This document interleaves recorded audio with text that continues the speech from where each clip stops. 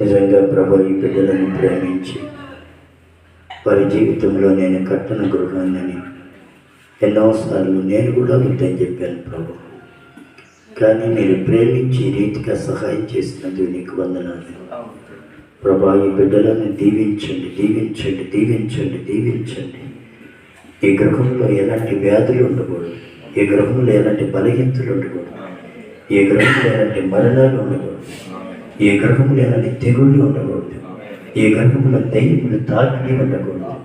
పరిశుద్ధపరిచి పవిత్రపరిచి ఈ గృహంలో ఎల్లప్పుడూ నీతిమంతులు రక్షణ సునాదముల గురించి వినబడిన పాటలు మాటలు ఈ గృహములో ఉన్నట్లుగా సహాయం చేయమని తండ్రి యొక్కయు కుమారుని యొక్కయు పరిశుద్ధ ఆత్మనామములో ఈ గృహాన్ని మీ చేతులకు అప్పగిస్తూ, బిడ్డలను నీ చేతులకు అప్పగిస్తూ దీవెనకరముగా ఆశీర్వాదకరంగా ఉండునుగా.